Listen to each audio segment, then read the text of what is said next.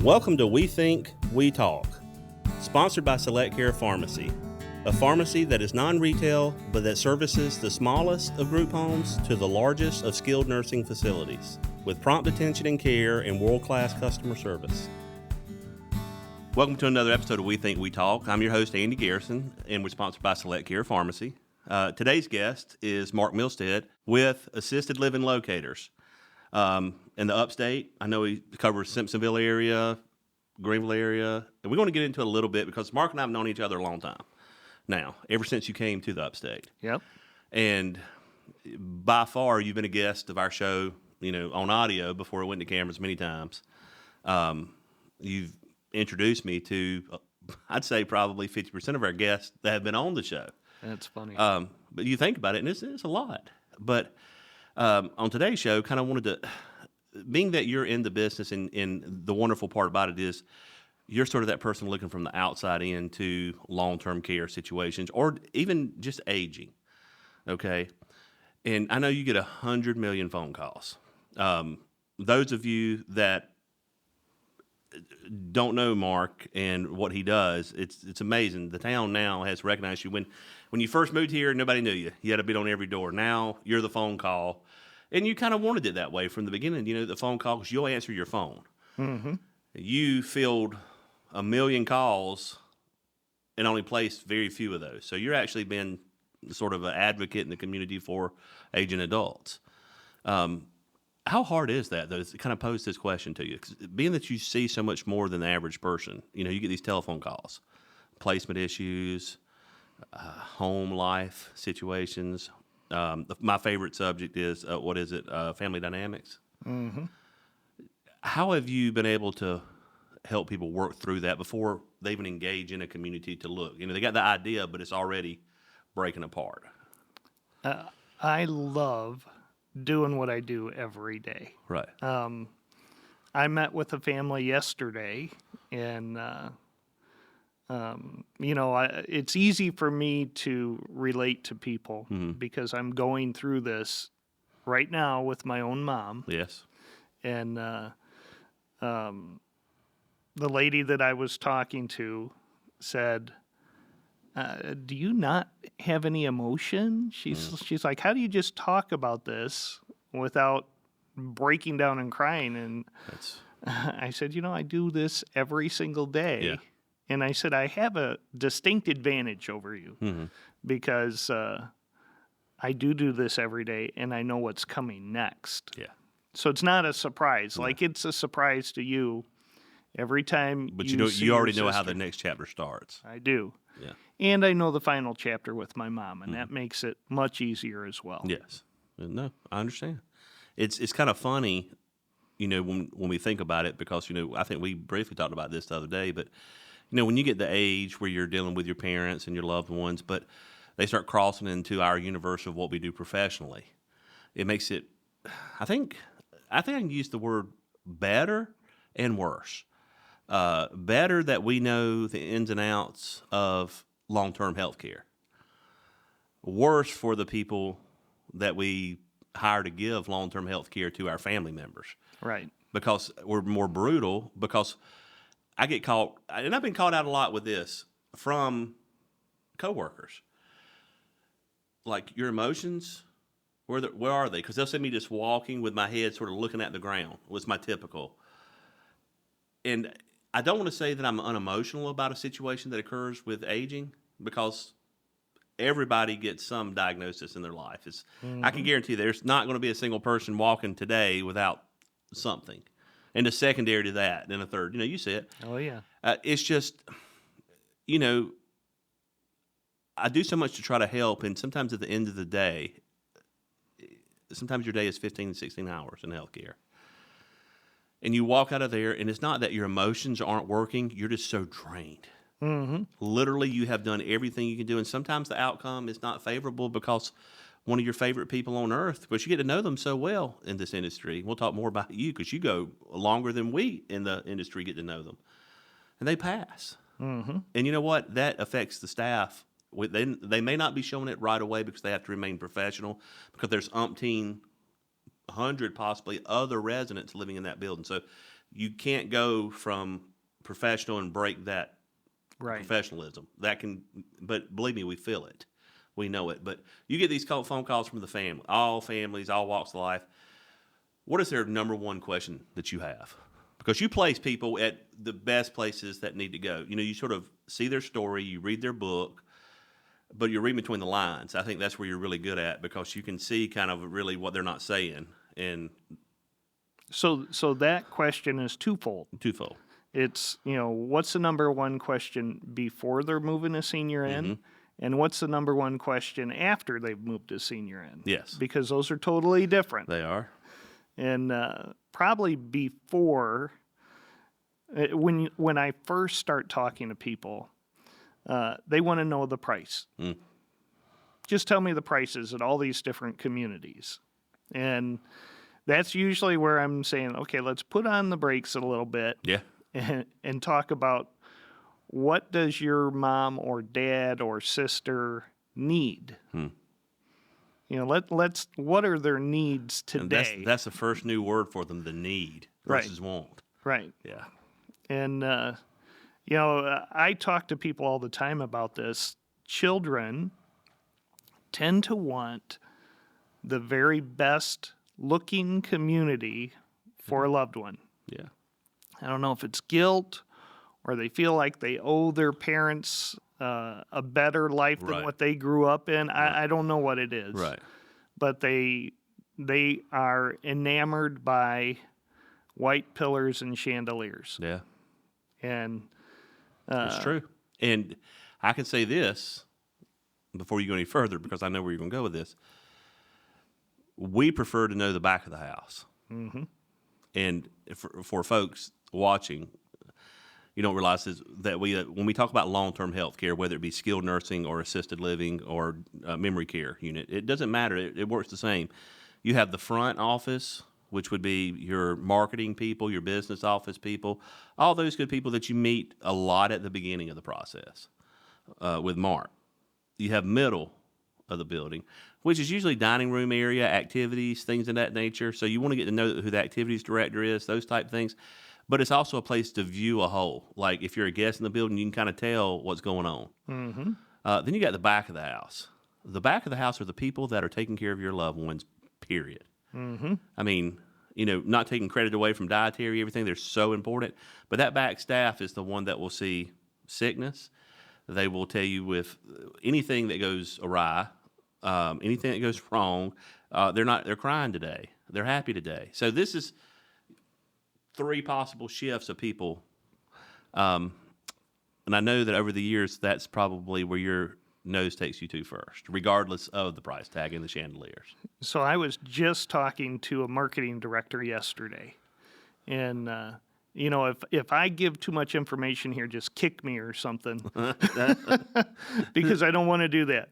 No. But I was talking to a marketing director yesterday, and he said, well, that's really not your problem or my problem.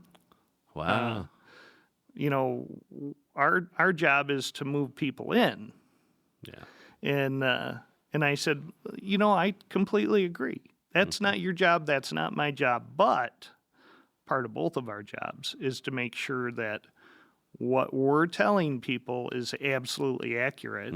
And if not as good, it should be better than what we're telling them. If you're a marketer, you should be downselling. Right. I mean, because anything can happen. And it's tough when you field those phone calls. But when somebody within the community says that to you, because I know how you work and I know how you operate, and you work on a very, I'm gonna say, tall moral scale with everything you do, and I think that's the key to your success too. That people know, they know that every situation you're thinking, what would I do in my personal life? You hearing somebody say that to you, look, it's not our problem. Yeah. We just need the money. That takes somebody like yourself and me, honestly, and goes, oh, wow, how do I take that information and want to use you, want to refer you if that's all you're caring about? So that's where the back of the house comes into play, because at the end of the day, how well are they trained? Well, I actually asked this guy. Okay. Well, no, I know. You interrogate, and you have to. I said, so when was the last time you talked to your maintenance director? And I said, or had him give you a tour. I said, because I can guarantee you your maintenance director knows every single person. Everything. He knows who uses too much toilet paper when they go to the bathroom. Who uses none. Exactly. And he knows where the problem spots are in the building. Yes. And I said, that might be a good place to start. Let your maintenance director take you on a tour. You know the building. I know that. But let him take you on a tour and see what you find out. You know, the best communities that I find, and whether they're brand new, because I go into a lot of those, whether it's already an established long-term care community, or it's switched hands with owners, and usually when that happens, you get a whole new front crew. So with all that being said, I love when I can go into a building that I'm not real familiar with, or it's all new people, either one the same. And everybody takes, I'm there obviously meeting with one person for the majority of the time, but being that they know what business I'm in, obviously I work for a pharmacy and I can help them, a building that still takes the time, whether they can use your services or not, and every person, sort of department head they meet you, take 5 seconds to introduce themselves. The ED will introduce you to the front office manager, the maintenance director, the person answering the telephones, the person that's head of the kitchen. I mean, a building takes time to do that. It's got rep to it. Yeah. You know that everybody has communication within that building. Yeah. When that doesn't happen, we just call it stand up. When it doesn't happen and they're not communicating, you know things aren't going well. And it's funny that you mentioned stand up, because most of the communities do a stand up between 9 and 10 in the morning. Wow. It just seems like that's the time that My they rule do was it. 8:30, literally 8:30, because 9 o'clock things get happening. Oh, yeah. But they were so, a lot of times I'd have a motivational video pulled up, a tool, for them to become re-energized, because healthcare takes a lot out of you when you work in healthcare. People do not see behind the scenes of this at all. So, you have to just know kind of where you're at and in what place. This is tough. We have a lot of good places around here. But also I know when you have a client call you at assisted living locators, I always stutter to that. There's some places you can't recommend. And let's talk about that. We won't, obviously be specific on who, but what are some of the things that you truly have seen with your own eyes that made you go no? And just literally until either it's fixed or a dramatic situation changes, you're just not recommending. Well, So see, people will hear this and they'll want to know, what can we change? yeah. Yeah. Honestly, I love going into a kitchen Yeah. and getting down on the floor and looking underneath and seeing what I see. Wow. That you can learn a whole lot by that. You learn a lot. You just made me think. I'm thinking about every building I've ever been in, and get down under the oven and the fryer. Right. Ooh, that's a very good starting point. In the hallways, Yeah. if there's stuff laying around in the hallways, and it can even just a piece of paper, it shouldn't be laying there. That's true. And that's so simple for a caregiver to pick up as they're walking by. Absolutely. And if they don't care enough to pick up that piece of paper, they're not going to care enough to wheel your loved one into the lunchroom if they get lost or can't make it there. Yeah, I think details up top, chandelier you mentioned earlier, big beautiful windows. I think they're called mosaic windows or whatever. All this, but yet you're paying attention to the floor. You're looking at underneath. How many family members do you think ever get toured through the kitchen? Never. I always did. 100% always did, because I always made sure, and I can't give this credit to me because it was my dietary manager. She did not play, but I knew I could go in there 15 minutes before meal prep time. That place is clean. And this has been every community that I've had the privilege of working at, because I'll take them through. I was an ED. You know my whole. You've been there to see it, but believe me, I wasn't that ED that sat. I would get up and take somebody on a tour myself happily, and I would tag team, if you will, with the marketing director that I had. That way, I can say, look, this is Mr. and Mrs. So and So. They're looking for their mother. I've took them around the building, showed them some things, and they'd know right where to step in and go. And we didn't have that, which you give your clients. You don't give this to them, which is wonderful. We agree on this. We're not pressing you super hard. Not saying, you know what, if you don't commit right now, this whole thing. We understand this is a cognitive process and a change because you're getting ready to put mom, dad, uncle, aunt, sister, brother, and the guilt that you talked about earlier is humongous. Oh, yeah. And that's where the family dynamics come into play sometimes. Oh, yeah. There's a lot of those. Me and you through the years, we've been on a lot of 3 or 4-way calls. Oh, yeah. Speaking the truth because, there's what you see and there's what people believe. We only speak on what we see. Families tend to believe what they want to believe because what's happening is they're listening to 2 sides of the story. They're listening to their family's side of the story, maybe 3 parts of the story. They're listening to the front side of the story. Somewhere in there's the truth. But, what about the front office, about how they greet you when you come in? What do you expect there? So it means a lot to me when I'm bringing somebody on a tour. Yeah. If they get greeted by every single employee that's there. Yeah. And it makes a huge difference. When you have even caregivers or the maintenance guy just walk down the hall past a potential client, it's not a bad thing. But in my mind, it's saying, are they doing this to the residents? And that's just where my mind goes. You know, what they're doing to me or a potential family member, they surely are doing to the residents. And I don't want the resident to ever feel neglected. Never. No. I always looked on habits of people. I always find that really interesting. And I've said this a lot lately to many people. I don't know why, but I mean, this is the truth. People can change places, but they don't change behaviors and patterns. And sometimes in our industry, I'll get through the grapevine that so-and-so's working here now. And I'm like, oh boy, just because of reputation. And like yourself, with many communities that I go in, I can realize that me as an employee of anywhere, whether it's a long-term building that you go into, whether it's a financial place, you go into, can have a bad day. Oh, yeah. But not consistently. Like, I have seen staff members that would not smile or come walking up and say, hello, I'm so-and-so on a tour. They just really were acting like mad or pouty or whatever.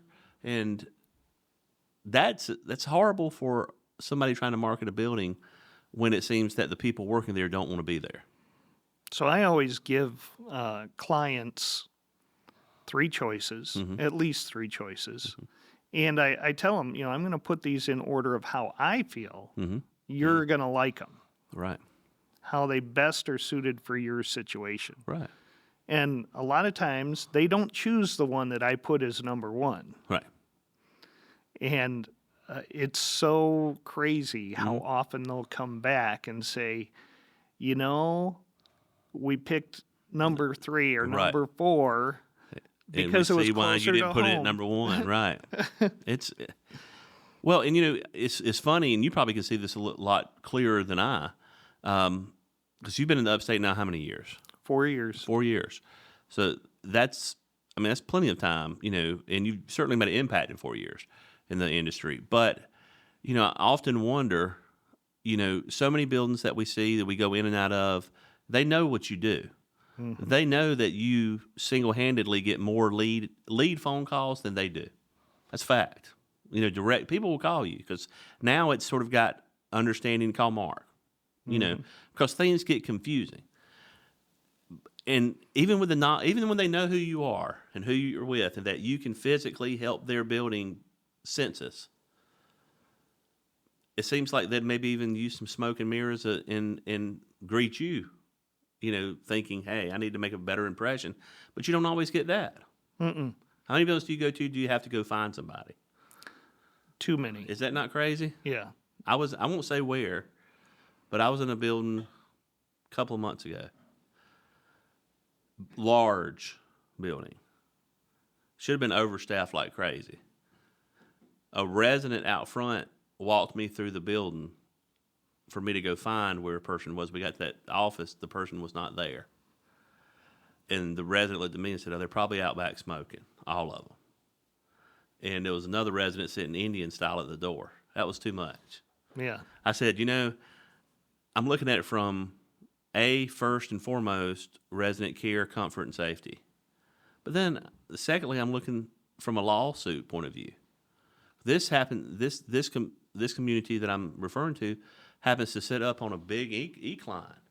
So that person sitting down Indian style, if they'd have rolled right, a couple of gone. I mean, and I got a million other stories like that. I know you do too. But what do you do? It'll give you a really big grin sometime. What's that? Most of the assisted livings and memory cares, Yeah. I would say predominantly in assisted living, they have the pendants. Yes. And walk in the door sometime, and I know you go in and out of those places, and just ask somebody if you can see their pendant and push the button. That's it. And see what happens. See the reply, how long it takes. And that is something that you vet for your customers. Oh, yeah. And I think you know the answer to this, but other than recent studies that are done, just from what you know of where you place residents, what do you think was the family or the resident or combined, thought process there was the biggest deal to them about a community? Like, what had to be the strongest selling point for them to go, to top another? Because there's many buildings that you have helped support that are equal in how nice they are. I mean, very nice and very well manicured. What's the tip over point? What's the secret that one community, and I'm thinking of one, will get everybody, and the other one gets people, but not on the scale of the other? And I know what the difference is, but I just want to see what you think. Does it feel like home? Right.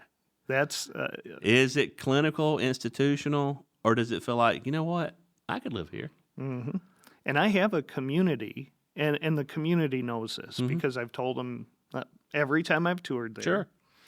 Sure.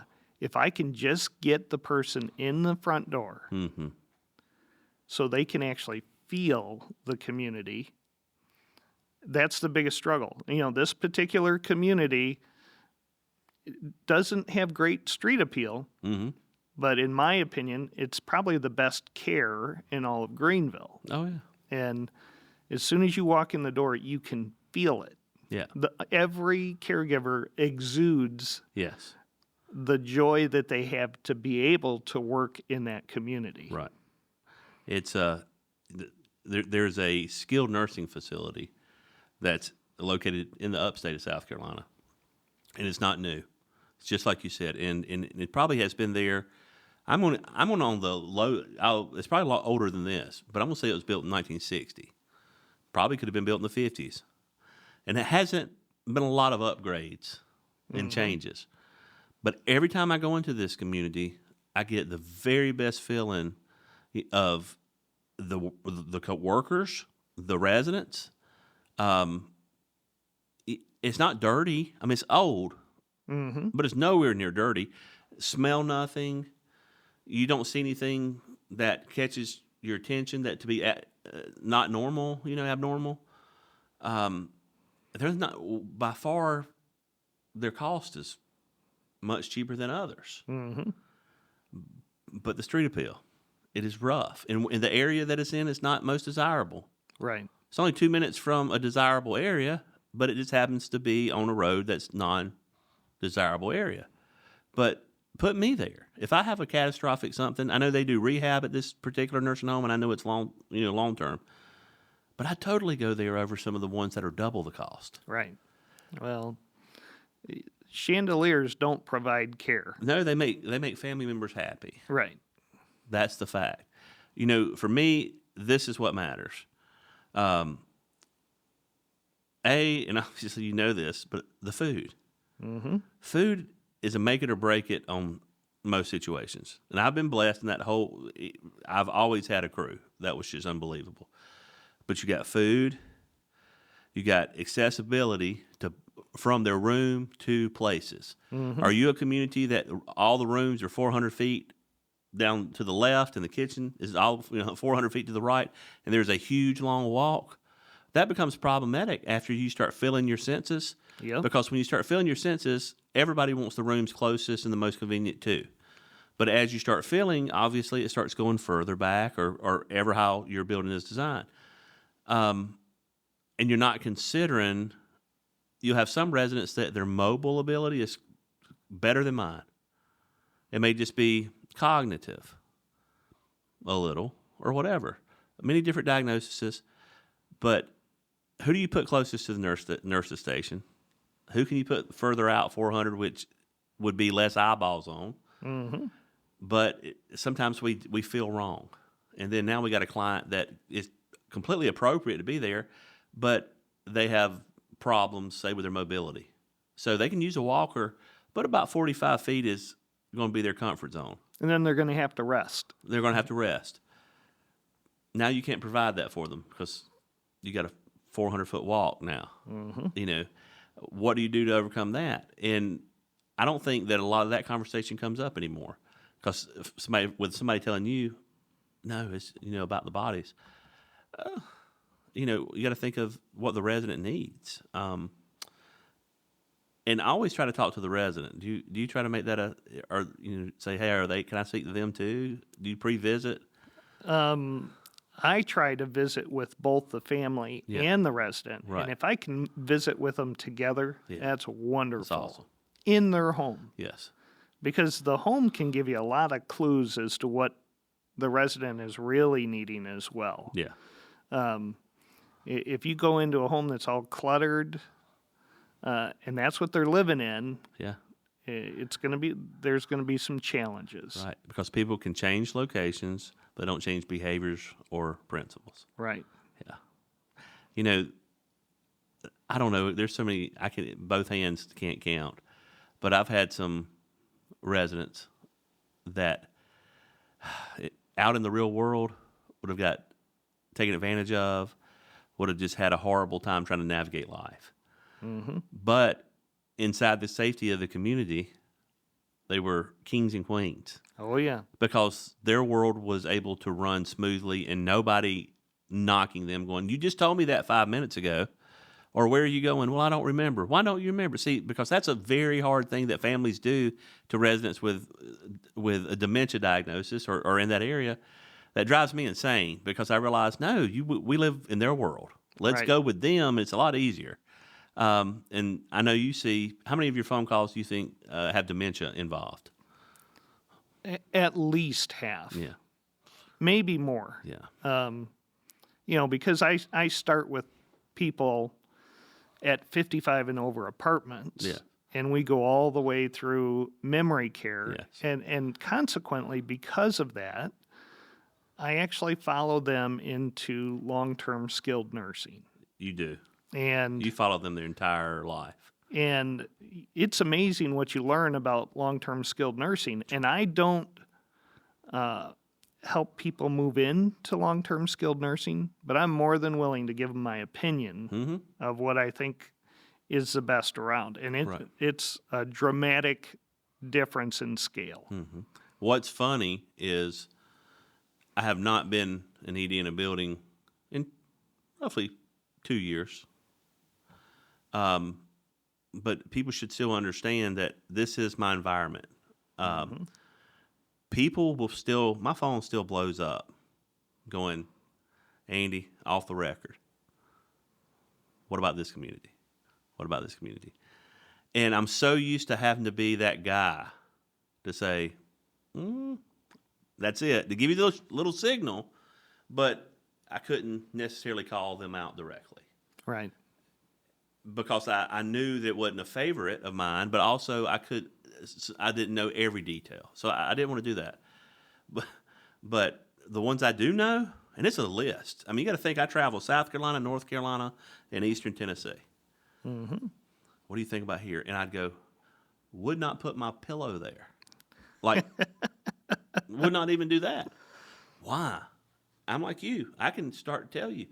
As soon as I walk in that door, I literally had a community with a resident, and I have witnesses to this. This is the craziest thing. You can't make this up. Walked in the one community, and it wasn't in this state. It wasn't in South Carolina. I'll give it that. And got led around with a patient that had a cigarette in her mouth the whole time, and we still couldn't find nobody. So I had to leave the information I wanted to leave in a door box of the person that I was supposed to be leaving it for. And I walked out and got in the car with the person I was with and went, man. Those are the communities that when a family asks you about it, Yeah. and my statement, good or bad, is I tell people I wouldn't let my dog stay there. Yeah. And so why would you let your Right. loved one stay there? Right. And if I get asked about this particular community, and I know it's about somebody's well-being, because the community, they're looking at it for cost. It's cost effective, okay? It feels weird for me now, honestly, being able to verbalize and go, in my opinion, I wouldn't do that. Mm-hmm. Now, I don't get paid by any communities for this show, so I'm not being bought off by anybody. And don't believe me, I don't want people to think that you or I, because we think a lot alike, that we're being extra either. Mm-hmm. Like not understanding the reality of, we don't expect everything to be perfect. That's also a sign that if everything is perfect, you probably have nobody that's moved in yet, or one or two people. So I need that middle line. But when your staff is not engaging, so many things come to your head of why this isn't the place. But see, I'm not knocking the building, the way it's designed. And sometimes in your 4 years, how many times have you seen this happen? Get a new crew, it's the best place in the world from the worst place. Right. In a short period of time. We're talking 90 days or less. You take a building that maybe was not known for the customer service, and all of a sudden now they have a crew in there of customer service giants. Right. And I love to see that happen because somebody listened. Somebody, probably an owner, And you see the exact opposite occasionally, too. When you see a building that is just in chaos constantly. Yeah. And then all of a sudden the ED's gone, and you breathe a sigh of relief for a minute Mm-hmm. and say, whew, okay, now they're going to get somebody in there that's really going to push. Mm-hmm. And that ED pops up in a good building, Mm-hmm. and it's like, oh, no. Now I've got a problem Right. because I've got a dozen people that I've moved in here, Mm-hmm. Mm-hmm. and I know where the care is going to go. Yeah. And that's a struggle. That's a big struggle. That's a hard one. That's a hard one. Fortunately, I have great relationships with a lot of the EDs. I would say most of them. Yeah. And if I see a problem, I usually tell them. Yeah. And Well, I'll be honest with you. That was a part where you and I really clicked when you moved here. Because we talked right off the bat, before I even had clients in the building, I believe that me and you were already talking about it. But as it went on, many clients from you came to my community at the time, with all the families, you would introduce me. I would sit down with them too, because you already gave me a good rundown of what the person needs, what the resident really needs in their life. But you would swing by every day. You make a point. And we're talking about long after the initial move-in honeymoon date. You can call it whatever you want to. mm-hmm. And you weren't just looking at the clients that you placed. You physically get to know about everybody just because you're there so much at each of these communities. But on your way out a lot of times, you'd say, hey, you got a second? Yeah. You might want to go check this area because that doesn't look right. Or whatever I can't remember specific because you probably did it every time. But you'd also do something that was rewarding as well. It looks great. Yeah. So you gave more deposits than you did withdrawals. But when there was something you saw, you didn't come in a manner that I would ever have found as aggressive or, you being mean. It always came from a place of, get somebody to check that out before somebody that gets hurt or another client sees it, or whatever. It's always a solid something. And I lived off that because, people think that EDs have eyes everywhere. Sometimes things we don't know. We can't see everything. But we also want to tell the families the correct information. Me personally. I just had this recently. Yeah. Exactly what you're talking about. And the room wasn't bad. Right. But the family members said, if there's any way we could get a coat of paint put on the ceiling, it would just make my loved one happier. Exactly. And I went over there and I looked because I was talking to her on the phone. I looked and it's like, didn't look bad to me. Sure. And but I know the ED. He's a great guy. Yeah. And I said to him, can you just go down there and look? I said, she asked if we would put a coat of paint on. I looked. Didn't seem too bad. But can you just look, put a second set of eyes on it? And he went down there and he said, it looks pretty good. He just went ahead and put a coat of paint on it anyways. Absolutely. And I asked the daughter then, after the move-in, I said, was that room adequate? And she's like, yeah. She said, I don't know why I thought the ceiling needed painting, but it looks beautiful. Yeah. Yeah. She didn't even know it got painted. He never mentioned it. Right. It's that thing that, honestly, when someone comes in a building and it's a good building, a good community, and they have great staff that are trained so well, the dynamics of the family, because they still want things because they still want to be, in their heart, they still want to be making the right decisions for mom, dad, whoever. They still want to be pulling the levers like they did when they were living at home or wherever they were before. And it's hard for them to give that up when you have a good community that sits down with all the staff members, does a proper care plan, and all of a sudden starts just doing things. And amazingly, family members start at first with things that we may find petty or whatever, but we'll accommodate them. If it's a coat of paint, and I've heard that so many times, and I've done it so many times, but you know what? Because I do realize that somewhere in less than a year, they're going to laugh at me about that coat of paint. Oh, yeah. They're going to be like, I don't know what I was, but it just, at the moment, it made me feel better. And we get that. And, now I get the opportunity to see things now from a different view. So it's kind of interesting because now I like to have the program and the show to have people like yourself and many other guests, because I wish I would have had somebody that could give me a heads up now that I look back at certain things I could have done differently that gave me an extra day of headache. You were always one that you like to promote marketing within communities because, you want them to have business. I remember your one thing at one community, you'd be like, have everybody park up front. Make sure everybody parks up front. But it happened because I took your advice. Yeah, he's right. Because that was a whole different situation. But I know healthcare in general, especially with aging folks, it takes a team. You have to, you personally, even when they call you, the hours you've invested into how many doors have been shut before you actually got welcomed into the communities? Ooh. Right. It's a constant thing. Now, once you're welcome, it's like a lifetime forever. Why didn't we do this earlier? I'm sorry. Right. But, you have to work behind the scenes while you're taking the phone call to have a community.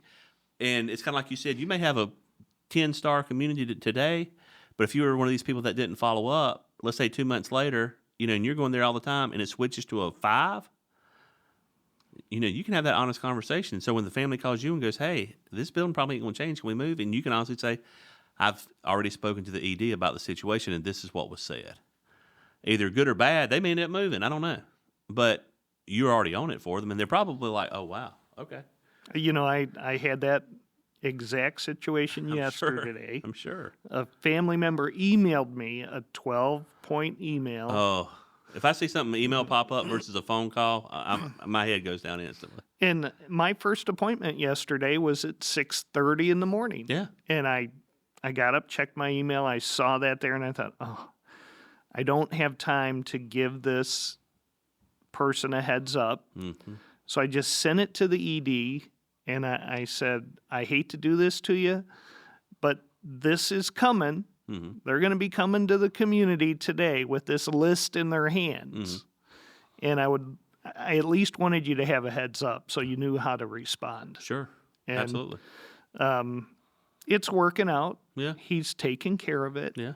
And, my goal is if I'm working with a community, I want to elevate that community. Yes. And I want to elevate it by, if I see something, not going to somebody angrily, No. but going to them as a friend, as a partner, Right. and saying, is there anything I can help you with Yeah. to make this a little bit better? Yeah. And, those communities, if you have the right people involved, I think they would organically grow on their own and elevate themselves. Yes. But if you can point out a couple little things, you can be the fertilizer on that. Absolutely. Well, it becomes a friend. When you have a friend in the community, I use this. I would always invite at every community I've ever been at, the fire department and police department over every week. Mm-hmm. They would eat with the residents. The residents loved it. Made their week. And I always had, I had started the, safe for the, police officers at night to be able to come use the bathroom, get something to drink. I call it a blue light area, safe for them to park in the parking lot. All this was A, for their benefit, B, for the residents' benefit, but I also had another agenda to it. I always kept quiet. But if they were there every week, the fire department, the police department, they know every inch of the community's structure. They know, since they're there all the time. Believe me, it's not if, it's when something goes wrong at a community level that they have to get involved in. You hope you never have an elopement, but chances are you will. Mm-hmm. Missing person, same thing, or something within the community, or a fire alarm goes off internal. Have to put take everybody out. You have to follow protocol, right? These guys can sweep the area in a matter of minutes. We're talking about 50,000 square foot buildings. Mm-hmm. And they're not coming up to you going, where's the box on the outside? Where's the kitchen located? Where's this? Where's that? They know. So a lot of times they'll already be coming in the back door because they got their key at that box. And I have seen firemen rolling people out of a community helping, because they got there so fast. If you don't do that, because, let it occur naturally too. Mm-hmm. You have a family that you're touring. Not a special day, but you've got police officers, firefighters sitting out amongst the residents, eating and laughing with them. Organically, that does something to your customer's mind. And who would you rather have evacuate a building? A firefighter that's in a rush to get his job done? Right. Or a friend that just happens to be a firefighter? Exactly. Because, those men and women of this one particular area, and it was it was in Greenville County area. Mm-hmm. They were incredible. They not only got where they were loyal coming every week to eat because the food was great. Mm-hmm. They knew most of the residents by name. We'd have events that we didn't even require them to come or anything. They'd show up because they wanted just to be at the event. And you know what? I had so many family members just thank us for that because I'm like, yeah, I get it, but I felt comfortable when I'd have to lay my head down at night because this is before we had the staffing woes that currently everybody's going through now. Mm-hmm. I don't even know if it's a subject we can jump on because I've spoke to so many people about this that they're having a very hard time recruiting people. And you got to understand the person, the hiring manager, it's just not wanting anybody because we're dealing with human lives. Oh, yeah. And believe me, everybody's not cut out for healthcare. There's plenty of people that do other jobs they're cut out for that, they do well. But that's the hardest thing. But if one of your tourists sees that organically just happening and people are busy and there's an activities director, all those things in place, really, it sells itself.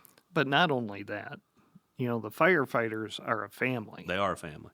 They're a huge family, and sooner or later, they're either going to have a loved one or a relative or somebody at their church that needs to go to a community, and they're going to say, you know what, I know one that's just a cut above the rest.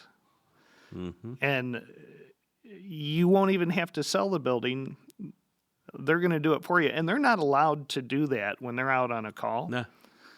But when they're not on a call and they've gotten to know your building, they're going to be saying, you don't even need to look anywhere else. I know that this community is completely different than the ones surrounding it. Right. And they're there every week and they know. Right. I can say this, and I won't say where or anything, because I'll always protect this confidence because HIPAA is pretty strong with this. But I had a building that ran, we'll say very well. A very good team. Very accomplished team. They had also been in the industry for a very long time. And I won't say they came with me, but sort of that was the career story. I kept a team together. With having that team together like that, we were a step above the rest. Mm-hmm. Because everybody wants to know what makes you different. Well, we've been together a very long time, so that we became a family, just like the firefighters, and it was sort of a, I don't know, I created an environment that wasn't clinical, Mm-hmm. where you would feel comfortable bringing. But what I was saying is, I can't say who, but I had plenty of residents that came from in-state and out-of-state, some with their own security. Mm-hmm. And these were, at times, famous people or very well-to-do, just many different places. I would always hold their privacy, but I had other people there, so they're getting the 5-star treatment, right? Mm-hmm. But the person down the hall that it wasn't a celebrity, or they weren't a celebrity's mother or father, they also got treated with that 5-star. And that's just I don't care what your budget is. I don't care what the building looks like. If you just look at a few categories about staffing, food, and cleanliness, and also have your maintenance man in every meeting every morning, Mm-hmm. I think you'll have it. Recently, I started a database, and I've tried this several times. Many of the communities have what they call levels of care. Yes. And that can be good or bad. It's always subjective. Right. Yeah. But I've, on my own, thought, if I had a grading system that was similar to the levels of care Yeah. for the communities, it'd make it much easier for me. Right. And I've done this a couple of times. I've tried to do it. I like where you're going with this. It makes sense, though. And at first I did it on a scale of 1 to 10. Oh. And I found out real quick that doesn't work. No. I need to start, and I need to expand the scale because I quickly ran out of numbers. Right. Absolutely. So then I tried on a scale of 1 to 100. Yeah. But I started at 1. That's the wrong place to start. No, you go back, even try to find a middle ground. Right. Yeah. So now I start at 50. Yeah. If I'm brand new to a community, Yeah. they're an automatic 50. Yeah. And then as I work with them, they either go up or Scale they up go or down. scale down. Yeah. And it gives me enough room. And I have a point structure. All right. And if an ED's been there a year or less, 1 point. Right. If the ED's been there 5 years, he gets 5 points. Right. Just for being there for 5 years. Right.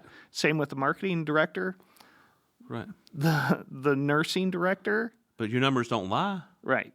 And it helps me bring reality to what I feel is the best community. Right. And there are so many things that filter into that database now. Mm-hmm. If I get a client complaint, if I get a complaint from someone in the family, Yeah. if I get a compliment, Yes. which that happens too. Yes. I got the very best compliment actually today Okay. that I've ever gotten.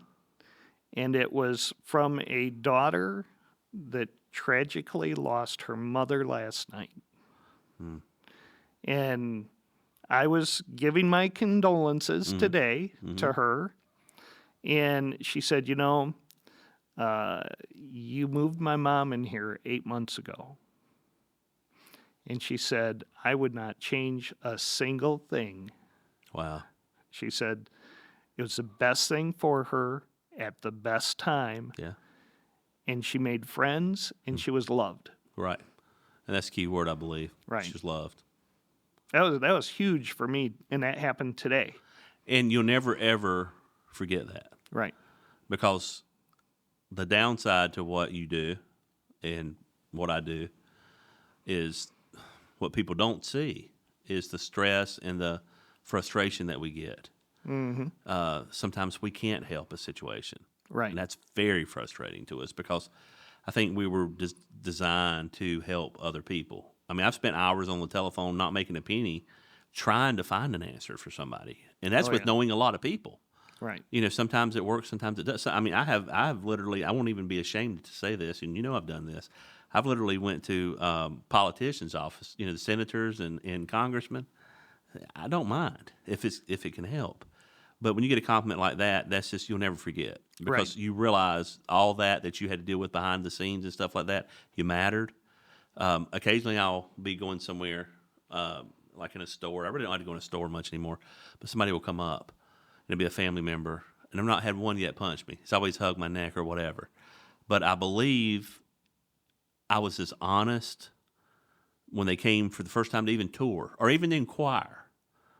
I was completely honest about our strengths and our weaknesses, because I think as an executive director in a long-term healthcare world, you need to be very aware of what your strengths and your weaknesses are. Right.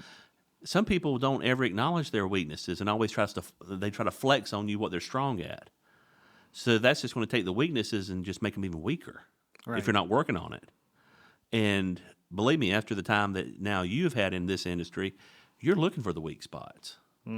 Because, great, I can see, usually if I go into a community,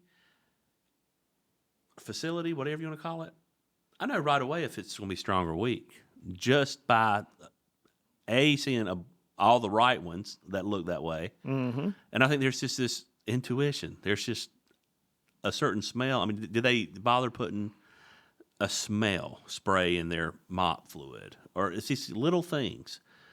You just know. It's from the very first step in the door. Absolutely. Maybe even before that first step in the door. Yeah. Maybe it's when you grab the handle. I ride around the building too. Yeah, and also some of the faces that you see as soon as you walk in. It's just like, oh. But versus hello, you already know that's going to travel through. Oh yeah. Travel through each. Now, before we wrap this up, because time flies when we're talking, but you had told me you're working on a project. I won't get too much into it because I know this is your project, but I think this is a great thing. Me and you were talking about the stories that our aging adults tell us. And not only from your family has told you these stories, but you're actually on videotape. You're telling me you're able to videotape your. Who'd you tell me was your mother? It was Renee's grandmother. Renee's grandmother, which Renee is your wife. For those that don't know. So you see many residents every day. So now you're started a project from your heart that you're going to start taking some of these stories. Yep. So and I didn't even realize I started this 25 years ago. Right. And that's a story that I've already got because it was intentional. I didn't want to lose the memories that this wonderful lady had memories. Right. And it was incredible, the things that she remembered from before World War II. Right. And she could tell you how the community had changed and what they did during quarantine. Right. And it was just incredible. And that's important information that would have been lost. So with that and with the great stories, because look, that's my favorite part about going into any community, the residents telling me stories. Because that you learn, because you're seeing it through their eyes, not a book. There's something very different about it that makes it really good. I'm about to say way better. It does. It makes it great. But you've decided that you're now working on a way to put all that together. Current people now, and get the stories. And so hopefully soon we'll be able to put a link with the show so people can see these stories. Because I think these stories need to be heard. So I'm just going to say one word. Yeah. And you tell me if you know this person. Claret. Yes, I do. Absolutely. Absolutely. One of my favorite residents and their family. And it's funny because this person that you're speaking of, I don't want to go over, this person that we're speaking of had dementia. Mm-hmm. Okay. But I love talking with him. And you remember the tricks? The brain teasers. The brain teasers. These are really, really tough. Mm-hmm. He had me liking them so much where I was order them. I would work on them, figure it out, and go show him I figured it out. And he was so happy and so proud. He never lost that portion of it. Mm-hmm. But the stories, listen, if I would have been honored that lived this guy's life, Oh, yeah. can you imagine? The stories, I still know the JCPenney stories and how all that worked. I mean, it's so funny that people don't realize this is a guy with a dementia that didn't know where he was at sometimes, most of the time. Would ask a million different questions that the answer was no because he was confused. But then when it came to certain details about life, he knew them. The crystal memory that was stored way back was pushing up. And it was just like yesterday to him. And he could tell you in the most minute detail everything about it. This guy was brilliant. Oh, yeah. This guy, I mean, I'll never be at that level. And this is a guy with dementia and was still brilliant. Mm-hmm. But his life was such a story that, neither one of us have talked to the family, but I'd like for them to get on where we can actually go into detail about this. But I'd like to say the community and the staff rallied around this person and understood them not only from what was written on the paper, but got to know the behaviors of the person. And it wasn't very long that, honestly, he looked at them as family too. Yeah. And what would be his bad days, if you want to call it that, really weren't that bad anymore. But yeah, that was And he started out as a pretty difficult absolutely person. Absolutely. For both of us. Oh, yes. But we worked and listened. We listened, and we couldn't do things necessarily right away, whatever it may be. But if we said, look, that's be 2 or 3 weeks, and we said we can work this in for the resident, the family was fine because we always did what we said. And even the family was fine if we said, no, that's impossible. Let me educate you a little more about what's happening. That's by far, and I've had over 20 years, I've had a lot of residents and have made a lot of good family friends. By far, this is probably was one of the biggest privileges to work with this particular family. I would say the same thing. I was honored to know him. Yes. And equally honored to know his family. Right. Like I'm almost at the point where I could call one of his daughters up out of the blue. We're talking a time ago, so this is not a yesterday thing. Mm-hmm. And she would answer and do anything in the world to help, whatever question I had. She'd meet you anywhere if she knew you needed Whatever. it. So that was, and that was at the end of my run as an administrator, after all that time. But, she could be definitely an advocate both, but the daughter especially because of how a well-run building looks like. Yeah. And how a building that shows compassion and love really does look like. The back of the house knew this guy by name and knew what he was interested in and knew how to reroute him and redirect him. And, and I'll be honest with you, I can honestly tell you, in my opinion, the year or so leading up to his death, we made sure he had the best life. Oh, yeah. And I love that dude. I mean, he learned so much from him. His wife will still message me on Facebook. Yeah, I mean, for somebody, and I never want to hear somebody say something negative about dementia because, sometimes people write it off as if, okay, I can no longer talk to this person or visit them, or people are genuinely scared. Mm-hmm. Let me tell you, it robs you of stuff. Oh, yeah. But you still need to listen because 90% of what he had was wisdom and the stories that, gosh, there's cameras everywhere now. We get arrested. Mm-hmm. But he did. Yeah. And he's still a good-looking man, too, in his 90s. I mean, he knew it, too. Yeah. So I loved all of it about him. But, no, I love the fact, though, but you worked hard enough with the family and the community to make that person have a great life. Because all of us had to work with that family and educate and work and accommodate many different factors in there that or made it an uncommon move-in, honestly. Oh, yeah. Which was a good exercise to see how well the team could play. Oh, yeah. And they did a great job. I mean, they hit perfect scores. They did an amazing job, not just with the client, No. but with the family, Yes. because there were some accommodations that Sure. had to be made. Absolutely. And, you know, they'll never forget No. the people that worked with him Yeah. while he went through that incredibly difficult time. But he was shown compassion Yes.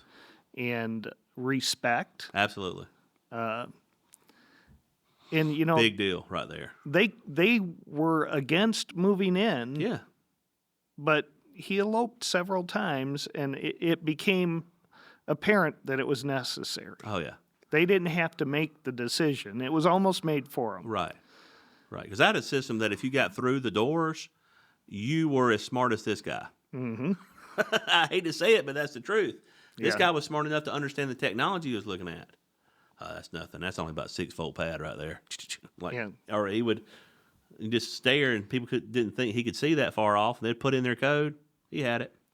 And Yep. so it was amazing. I mean, you know, you just had to, but at the same time, I can't think of a day that he didn't tell you something to make you laugh. Yep. And so he sort of adapted to his world in some ways. Oh, yeah. The dementia, honestly, didn't help him in some days where he was confused, but he recognized the staff so well that his level of anxiety was way down. Oh, yeah. So, you know, he was like, well, okay, I'll go eat breakfast then. Then so-and-so will be here.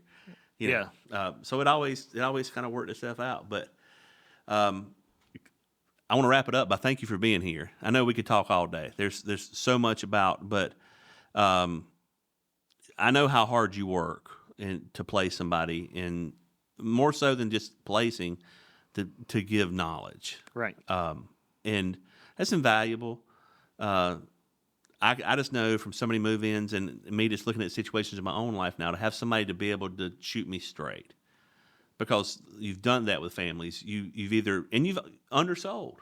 Oh, yeah. Because you already know you had to, and then they get to a community and you did a good job of placing them. It works really well. But it's kind of like I tell people now: don't take it upon yourself to find a community for your loved one.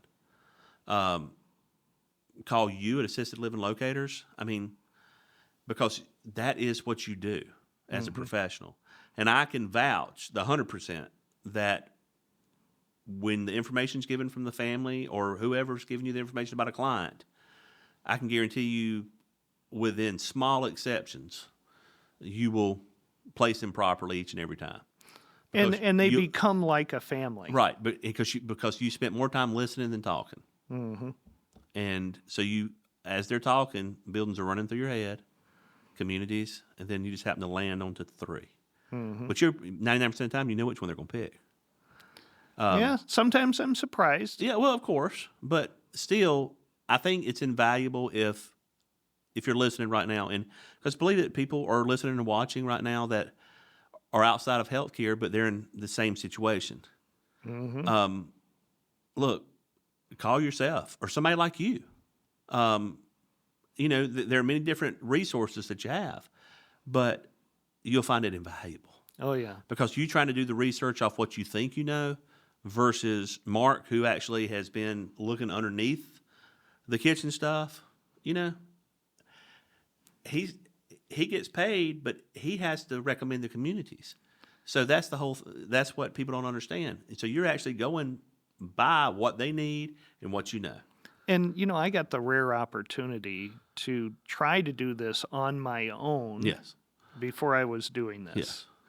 And now I can look back and say, there was too much emotion involved. Yes. If you love someone, you're emotionally attached, and it affects your decision-making process. Absolutely it does. So you really need somebody that can look logically from the outside in, give you good, solid advice, and then still let you make the decision. Sure. Because, you know, I tell people, you know, communities are kind of like ice cream. Yeah. There's a flavor for everybody. Right. I'm going to give you the 3 choices that I think are going to be your favorite flavors, but ultimately, I'm going to let you make the decision because it's what resonates with you. Right. And, to be honest with you, I think that if they'll listen to if they'll tell you their story, then they'll listen to your opinions. Will save them hundreds of hours because if they had to do the due diligence that you've already done, it's taking you hundreds of hours. They couldn't do that in 30 days. Right. It would be impossible.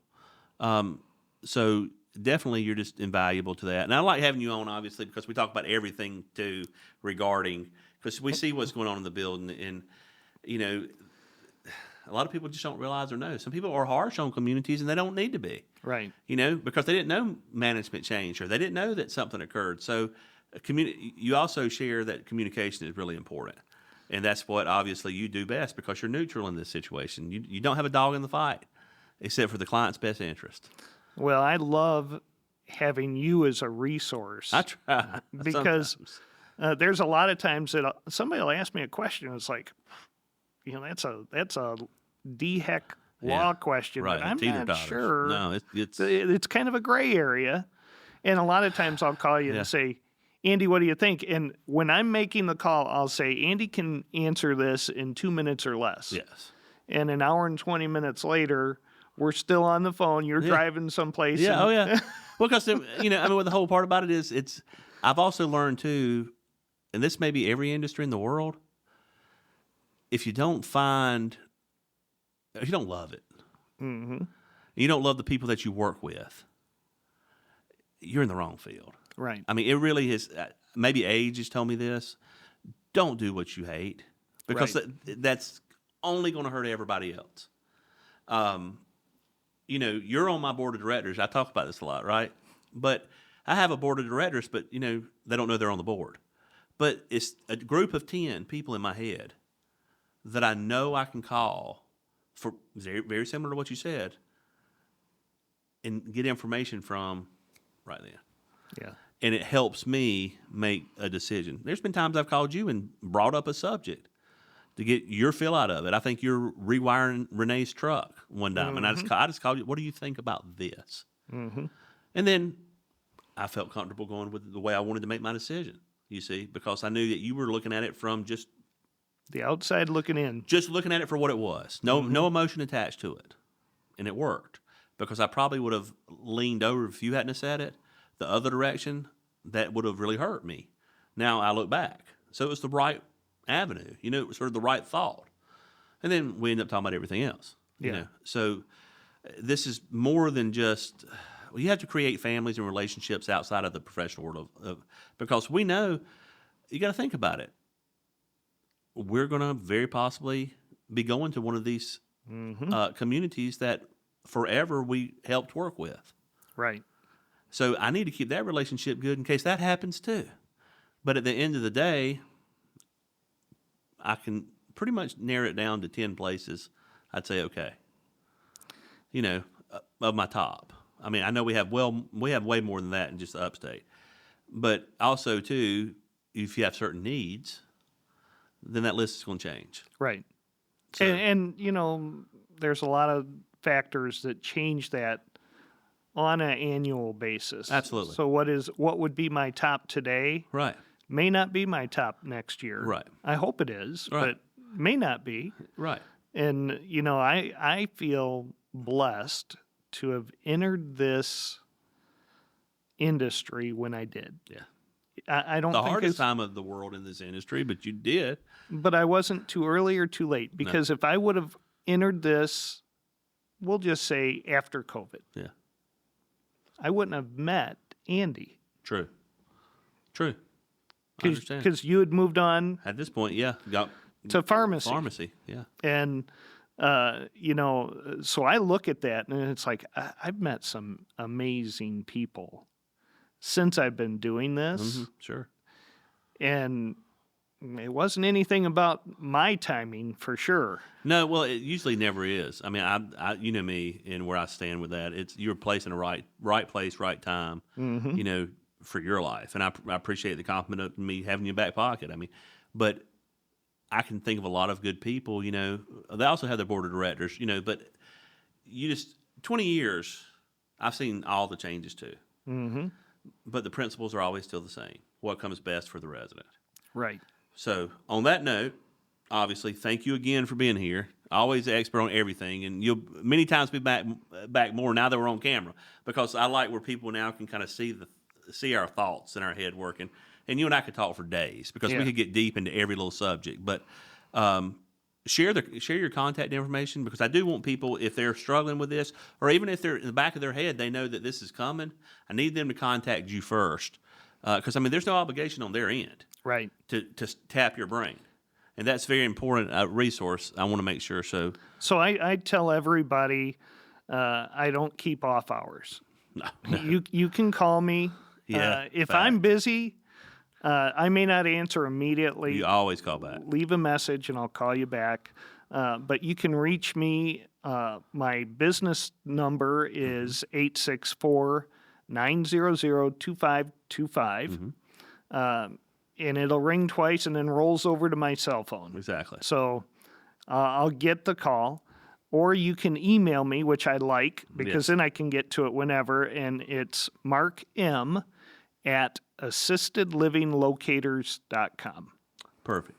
And as I always say, guys, feel free to reach out to me by email, andy@selectcarerx.com. If you have any questions for me, questions for Mark, I certainly will pass them on to him. We talk every week at least, sometimes more. Like I said, but he is your resource to help you navigate through things that are going to hit you that you didn't know that were coming through this process. So it's not negative necessarily, but it just a lot of walls that they don't have to climb. But,